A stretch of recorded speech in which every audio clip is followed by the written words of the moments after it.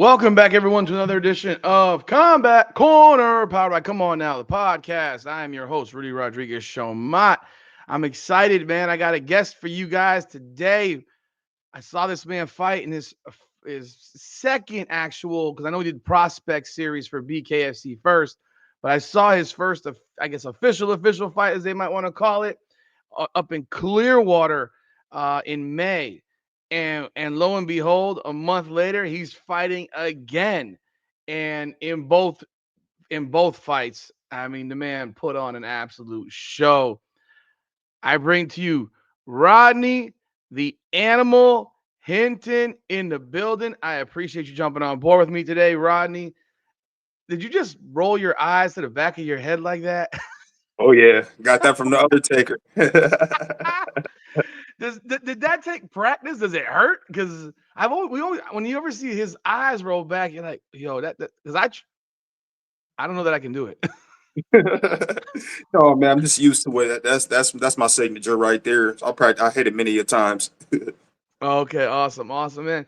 You fought in May in Clearwater. I was at that fight. You come out with Silence of the Lambs mask or something like that, like you're coming out of an insane asylum.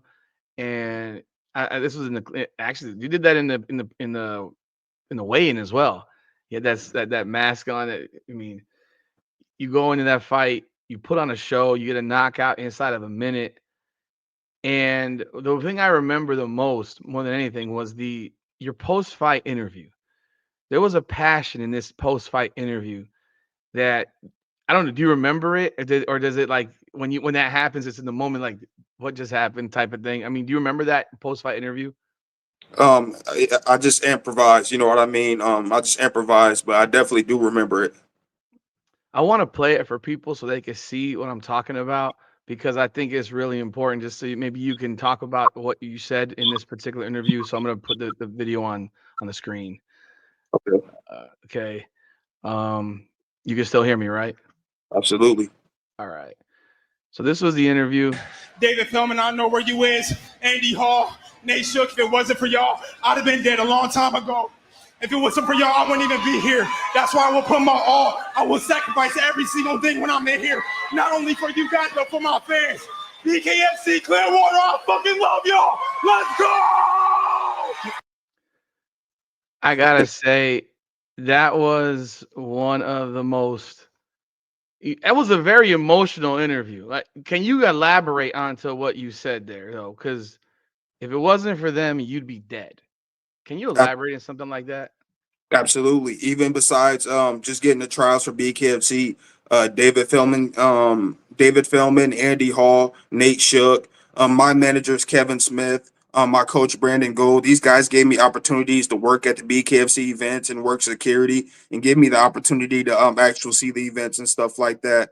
You know, they gave me opportunities even as a prospect and me coming up to coach certain pros. You know what I mean? There's been a bunch of athletes that came through at Smith Brothers Fighting Academy.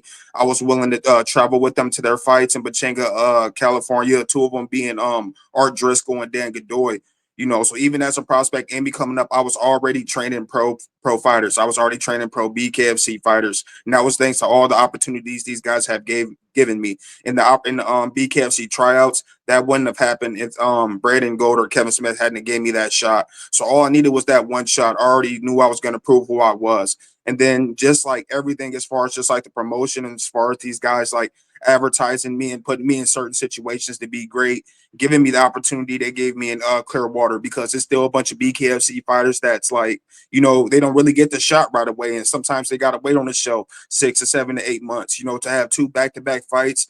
I was extremely grateful. That's why you seen Rodney hitting that. You seen Rodney the Animal putting on the type of performances that he was putting on, because so many people in that organization have meant so much to him. So I had to give back to them. I had to just let them know, like, I appreciate you guys. Like, I wouldn't be in this situation if it wasn't for y'all. My fighting career wasn't going the way it was supposed to be going before I got into BKFC. I was out there in the streets, like not doing nothing wrong, but out just being homeless. I was sleeping behind trash cans. I was eating out of trash cans. I was in the woods. You know, my head wasn't on straight. I was associating with the wrong people. So, I had to get that fire back. I had to get that dedication back. And with Brandon Gold and Kevin Smith giving me that opportunity, it only reunited my spirit. And I've been on a one-man wrecking crew ever single since. And I'm going to get that BKFC belt here pretty soon. You were living in the woods and you were homeless. How long ago was this? It was literally 2022, 2023. It wasn't too long before I got that opportunity. Nobody really know. I was just going through a bunch of trials and tribulations, man. I got kicked out by my uncle, over a female that I ended up loving and things like that. And he was right about the situation. Don't get me wrong. And like usually if family members telling you something, it's usually for a reason. But I just got caught. I just got caught loving her. She was good to me, you know what I mean? She was a good woman, you know what I'm saying? But that's kind of the reason I got kicked out. And I wasn't used to Florida. I had just came down from a bus like 18 to 20 hours from Iowa, so I really knew nothing about Florida. I had no resources. I knew no people.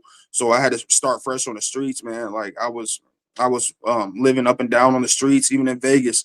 I was in the streets. I was just sleeping anywhere I could. I'll just drop anywhere I could. I got so comfortable to that habitat of just being homeless that, you know what I mean? I'll just shower at the gym and then just come out and I'll just post up somewhere, or I'll go, try to work and take care of some business. But yeah, it was hard before I got that BKFC opportunity, man.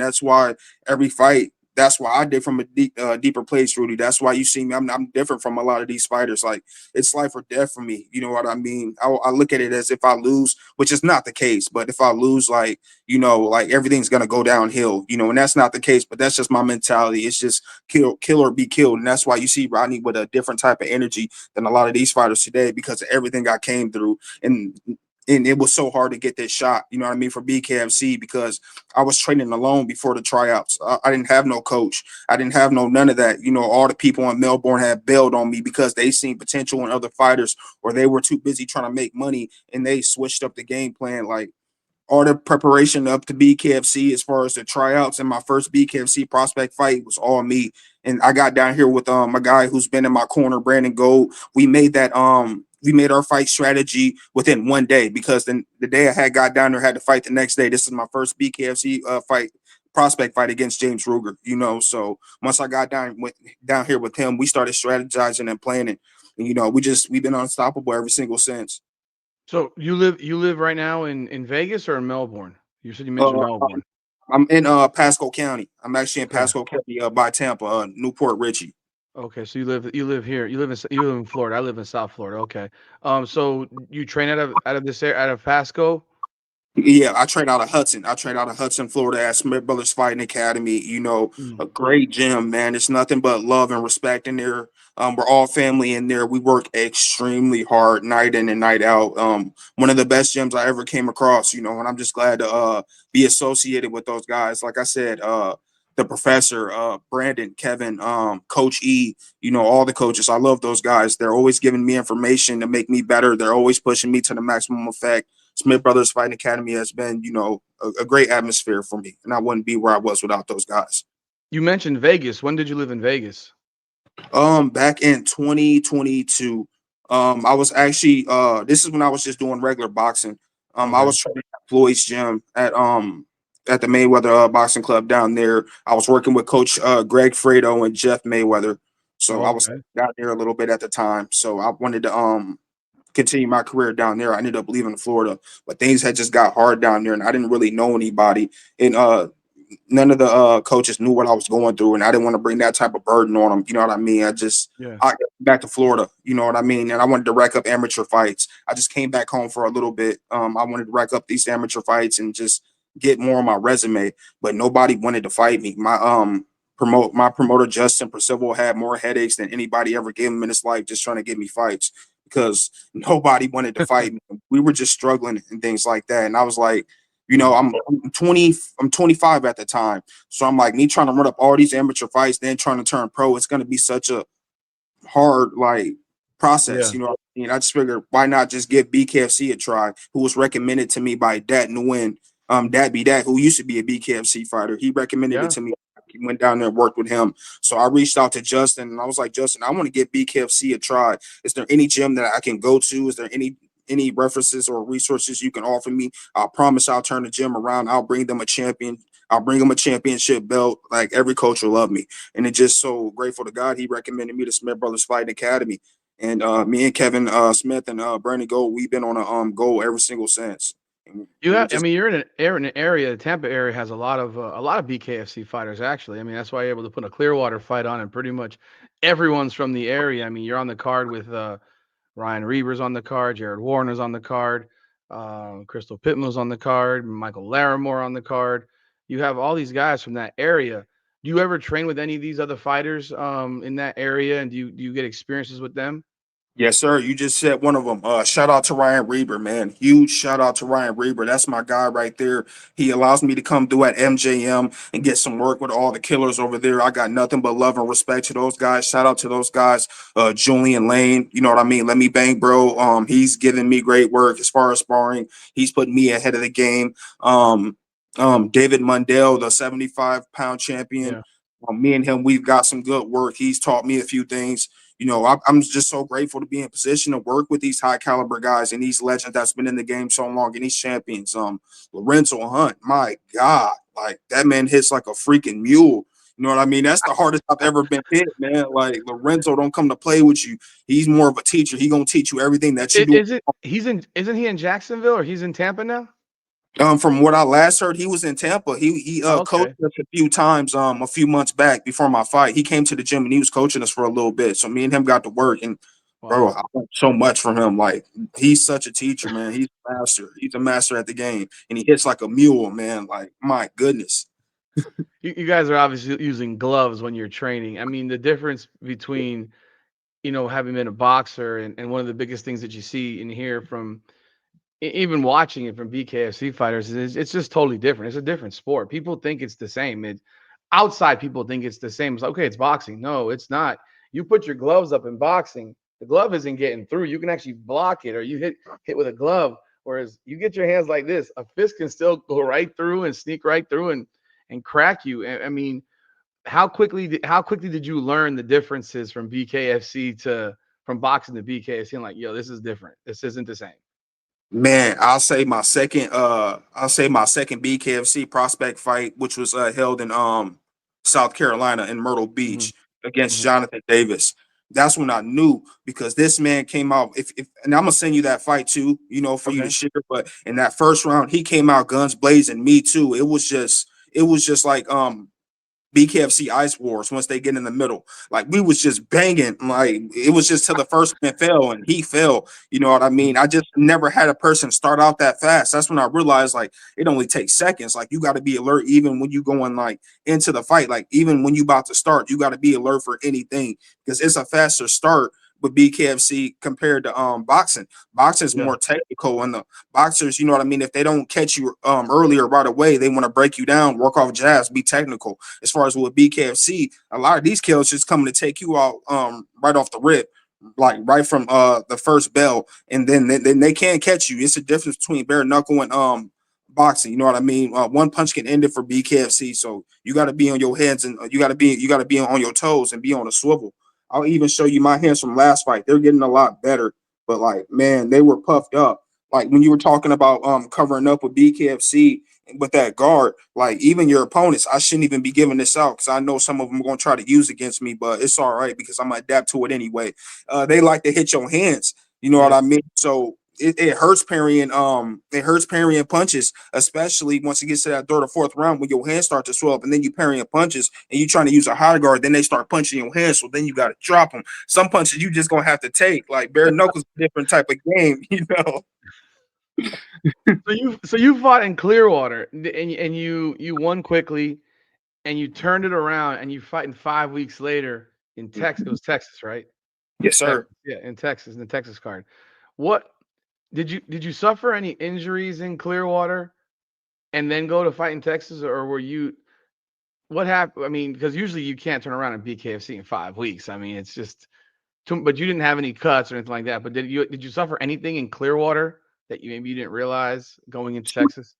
Absolutely. See, what my team didn't know, or what I had no idea of, we didn't know until after the last fight that I had in Texas, when we were at the hospital just getting checked up. I didn't know I was dealing with old fractures in both hands, suffering from box break and a few other fractures. That was after the Clearwater fight. Because I didn't need to get checked up because that fight was so quick and I didn't get touched. Like, my face was clear. I guess from all the adrenaline rushing, I wasn't really feeling that pain or nothing. I was just running on a high, just from BKFC and Clearwater, and just from all the fans and everybody I wanted to impress.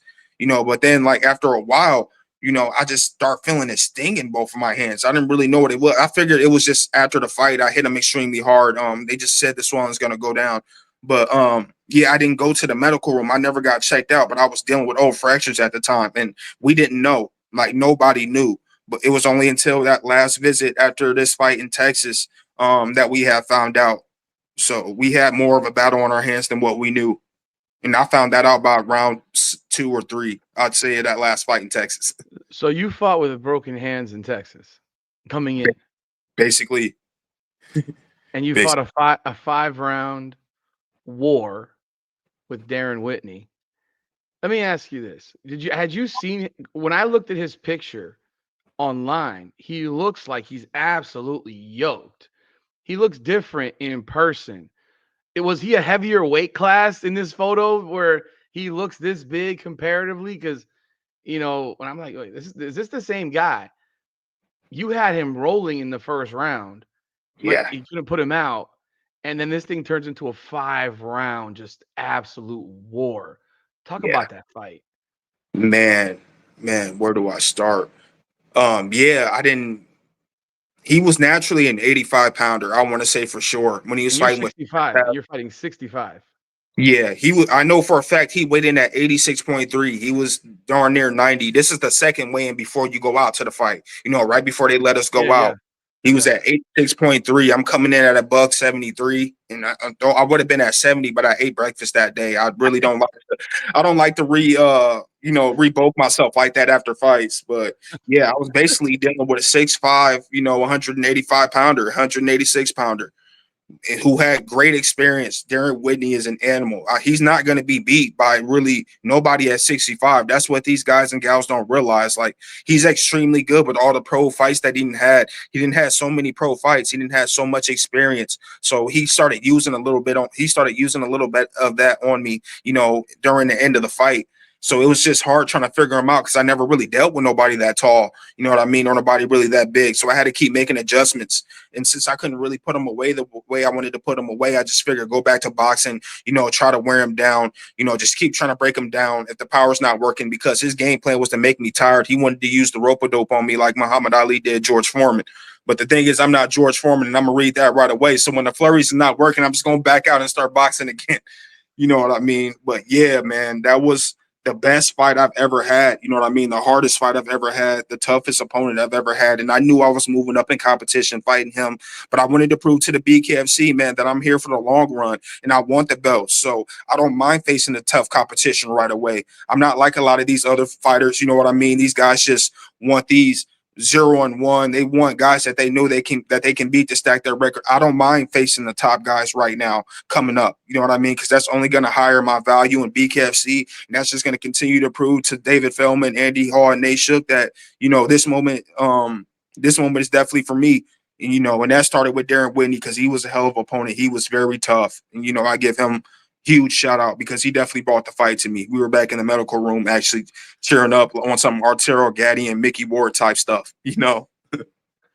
So for folks that don't know, in this fight went 5 rounds. They went to a decision. Rodney dropped him in the first round, and it looked like the fight might end quickly, like the last fight.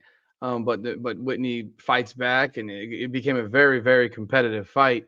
You threw 264 punches. He threw 243 punches in 10 minutes. Um, People, that's 24 to 26 punches a minute. That's a lot of punches. Um, you get a bonus from David Feldman after this fight. I don't know if you got a bonus in the first fight, but you got a bonus on this fight. Yep.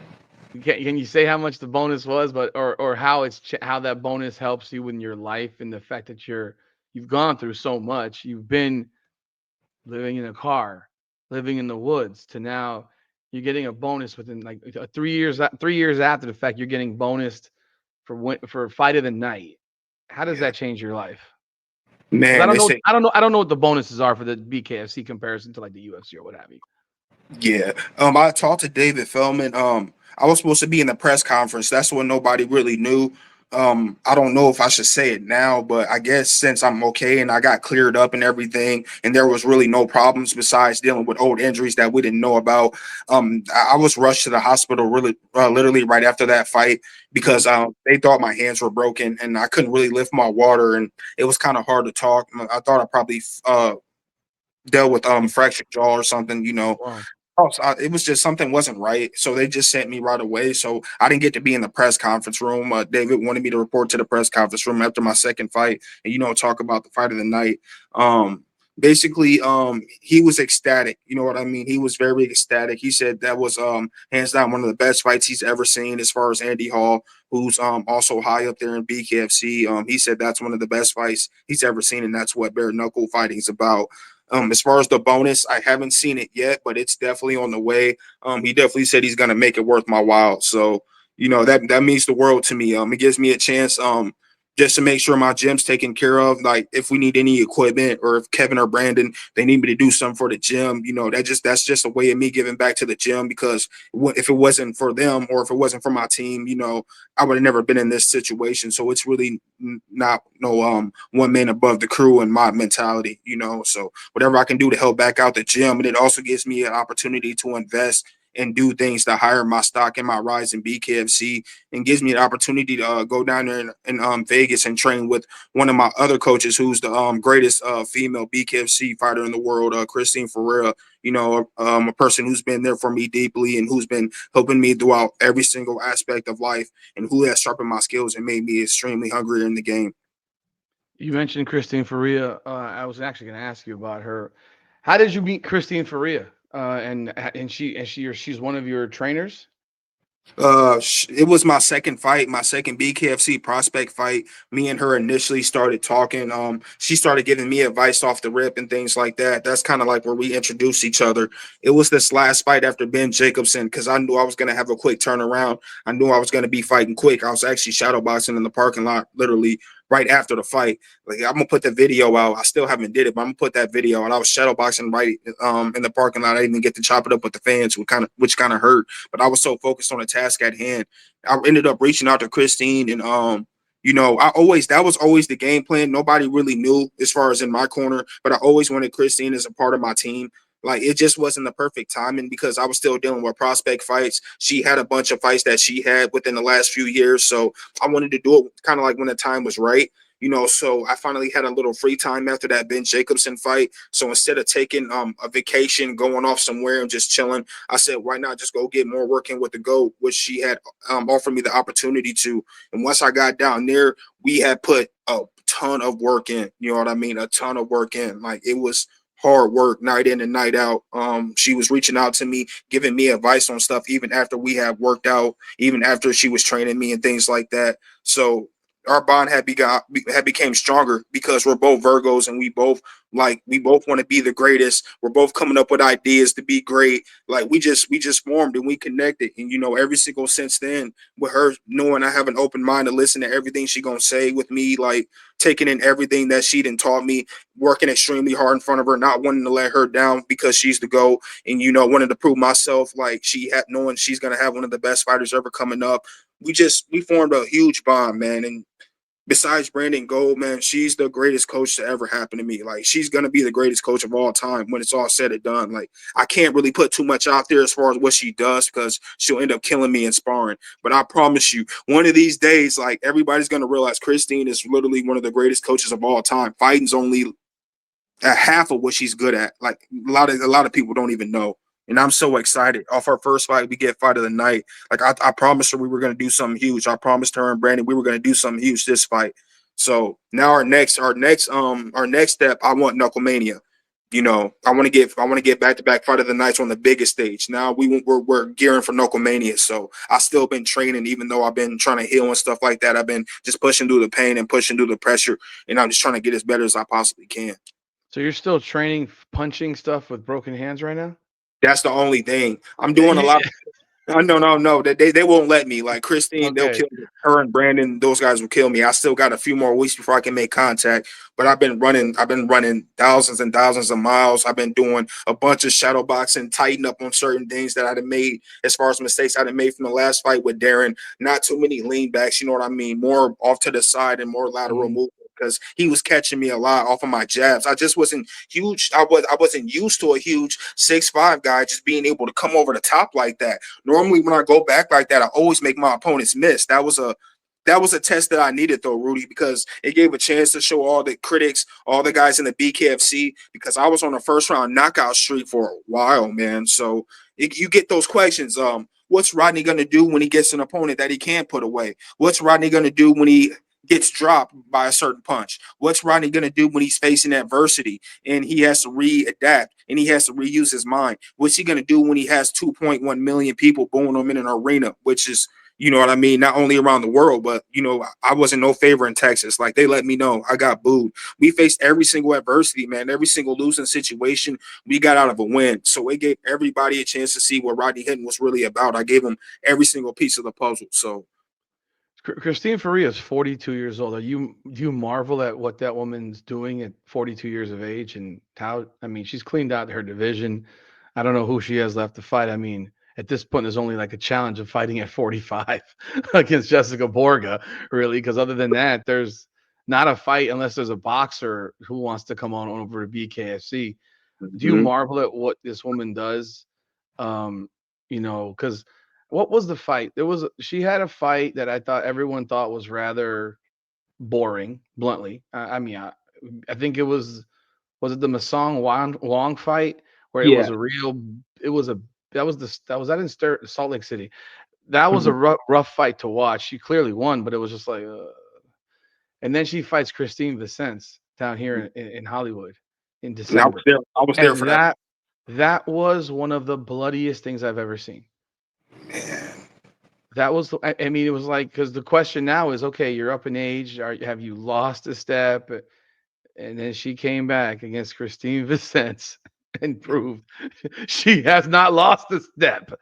What were your thoughts on that particular fight? And again, do you marvel at what this woman does? I mean, I'm 47, man. I can't even imagine. What are your thoughts? Man, Rudy, I was working security for that event when she was fighting Christine Vincent. So Hmm. she was basically the fight that I really caught. She was the only one that I really wanted to watch. No offense to the other guys, they fight hard too, but Hmm. she was the only one that I really wanted to watch. And when I say Christine, when she came back there after that fight, when I say it looked like Freddy Krueger got a hold of her, It like was it bad. was one of the most heart dropping just experience, the most chills I've ever got. Like that's when I knew it was real because she couldn't really see, like faces all cut up. They had her back there on the bed and stuff. I'm like, man. And people don't even realize like Christine's my favorite fighter of all time. She passed Sugar Ray Robinson for me. You know what I mean? She's my favorite fighter of all time.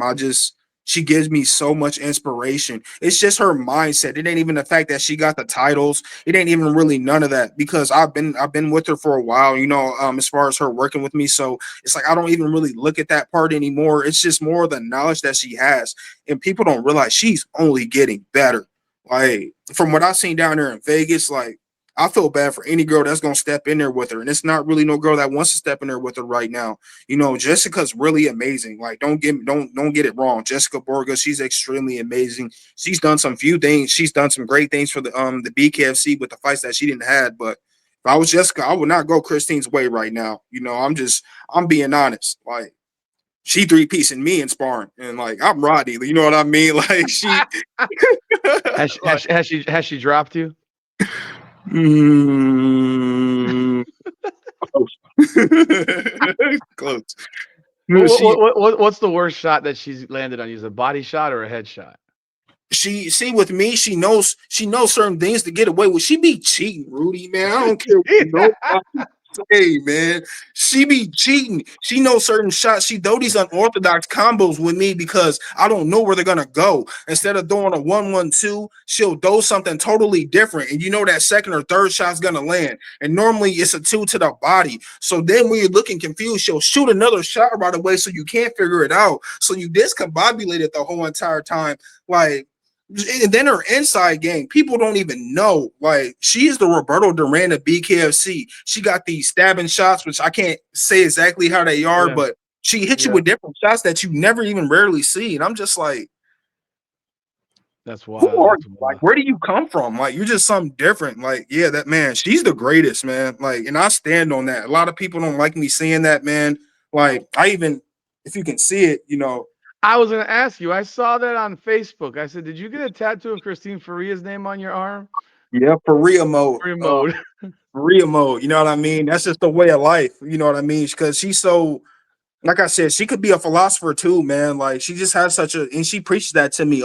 She just has such an unbreakable mind, and unbreakable Uh-huh. body, and an unbreakable spirit, man. Like, that, all she know is BKFC. All she know is train, market herself, eat well, get good sleep, and repeat. Like, she don't party, she don't do none of that stuff.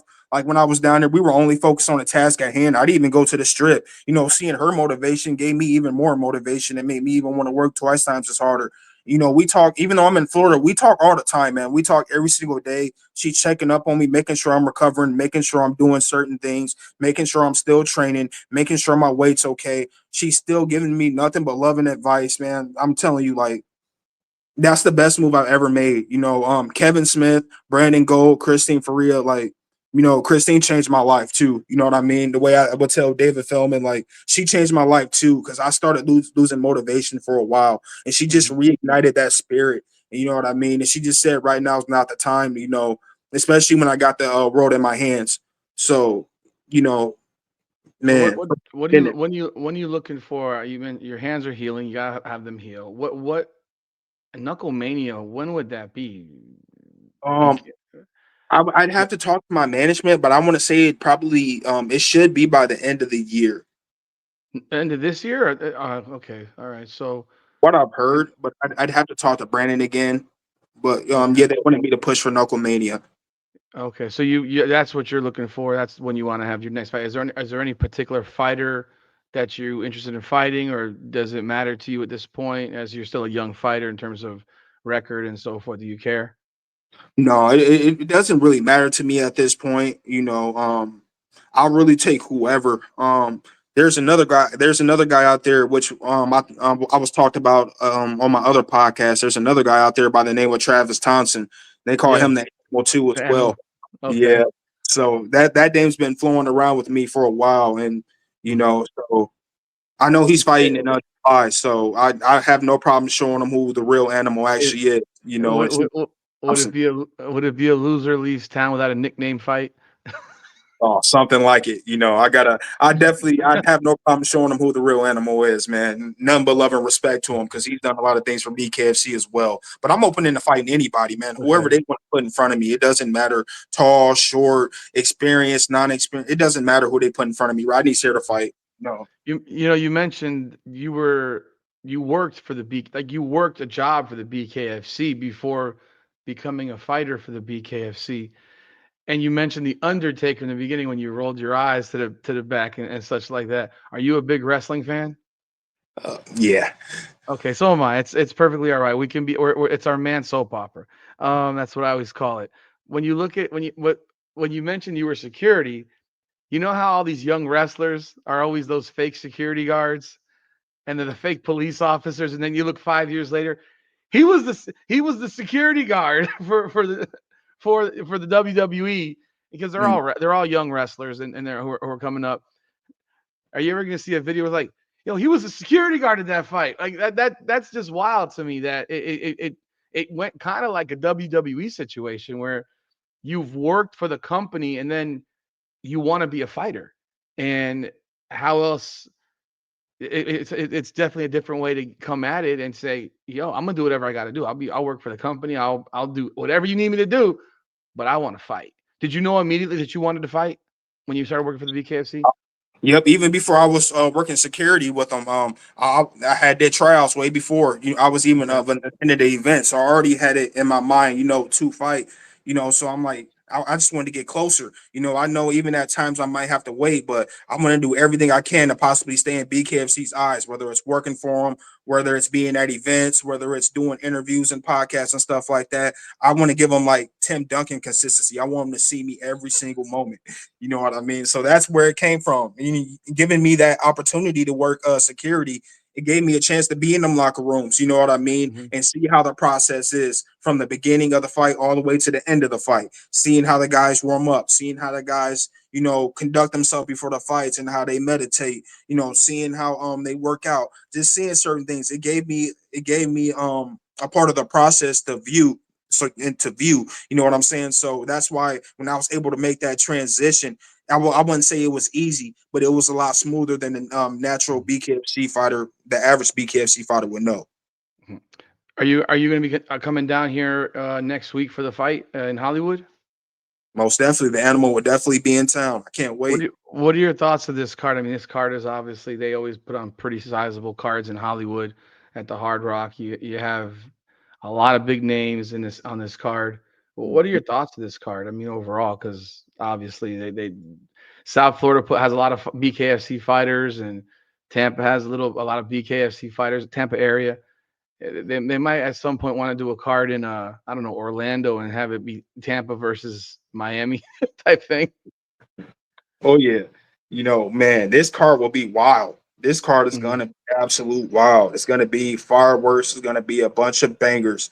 I actually look forward to it. Some guys I look forward to seeing fight is the Perdomo, of course, Durant. Cutman G. Shout out to Cutman G. I'm hoping he get that win.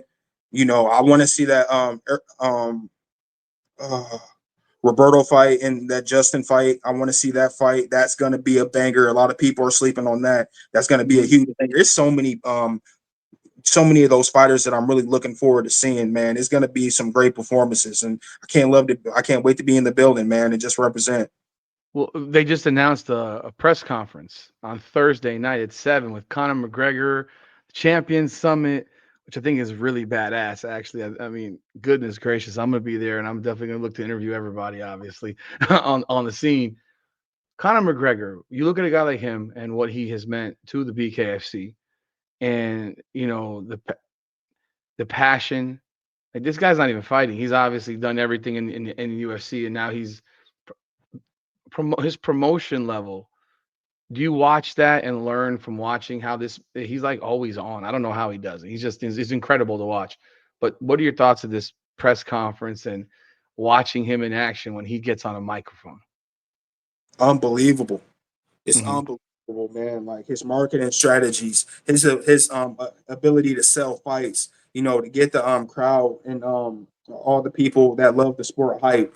You know what I mean? He had the whole entire package. He was just the Irish version of Muhammad Ali, I'd say. He had that whole entire package. And I learned a lot of things from him, man. Like even from meeting him. I met him down there in at Hard Rock, when he was going from the last event. Yeah. I think it was Mike Richmond and Jared Warren. Yeah. Yeah. Yeah. It was that same card. And yeah, man, he was nice enough to stop and give me advice, when he was heading to the locker room, even though he got 8 security guards with him. Like he's a really down to earth guy, man. He doesn't really get the credit that he deserves sometimes just because of the way that the media push him in the spotlight. But I'll take a lot from him, man. I don't know if you seen during the walkout of my second fight when I got in the ring, but I actually ended up hitting his walk. You know what I mean? When I immediately got in there, I had to hit the Conor McGregor one time. He's gave me a lot of influence too, and he's doing really huge things for BKFC, and I'm glad to see a fighter like him be in that position. It gives me a lot of hope and inspiration. And one day, if it's not for BKFC, run another organization as far as fighting. You know what I mean? Use my abilities right now to be a good fighter and be a champion, and then grow and multiply that, and then do exactly what he's doing. So the guy just gives me extra motivation, and Conor McGregor's amazing, man. You would never hear me saying nothing bad about that guy. I'm grateful to have him as my boss. Ladies and gentlemen, this is Rodney the Animal Hinton. I appreciate you coming on today, Rodney. Definitely Love your story. The passion that you bring is inspirational to people. Hearing, what you've been through to get to this point, it's awesome. It just shows people you don't quit. You just keep moving forward. You keep pushing forward. Any final words you have for your fan base, people, people that you love, all that stuff, and who you fight for? Absolutely. Shout out to everybody. Shout out to Smith Brothers Fighting Academy. Shout out to every single body. Shout out to Tampa. Shout out to Melbourne, man. Shout out to Illinois. Shout out to Iowa. I'm just recovering, y'all. Everything's good. I know I still haven't gotten back to a lot of people, man. I'm still recovering. I'm still training. Everything's okay. My hands are still healing, but besides that, everything's getting back to normal. I definitely look forward to getting back in there. As far as the Knuckle Mania event, I'm really pushing for that extremely hard because I want to be on the biggest event. So, just continue to keep messaging me. I'll keep reaching out to y'all. Make sure you guys are watching out for my guy Jason D'Annunzio this month, aka Spook, who's going to be fighting on that Philly card. I want to say the 24th or the 25th. If I'm not Okay. mistaken, Rudy. All It'll be right. in Philly though. Make sure Yeah. y'all watching out for Jason D'Annunzio. He's going to be another guy who's going to be extremely amazing. He's hungry right now in the gym. He's coming with a killer instinct, and man, he's going to put on a heck of a performance. Keep on the lookout for Chris Kern too, as well. The Kerminators that I like to call him. Chris Kern's gonna be a problem. That's my brother, man, and we work out all the time. He's always there for me. He's gonna be a problem once he gets to rolling too. So shout out to every single body, and thank y'all for having me, Rudy, and thank y'all, to all the fans and everybody. Love y'all. Appreciate you, man. Ladies and gentlemen, again, this is Rodney the Animal Hinton. I'm going to link his social media description in the bio. Please do follow him on Instagram and all his other social media platforms. You'll be seeing this man fight real soon again. I mean, I'm looking forward to it. He's going to bring all the energy, the passion, and he's going to knuckle up for sure. For sure, for Oh, sure, for sure. That's all we got today. Please be sure to like the video, subscribe to the channel, ring the bell. Once again, folks, this is Combat Corner, powered by Come On Now, the podcast. Come on now. Up and down through the blood and the sweat. Guarantee you can know I'm a threat. Up and down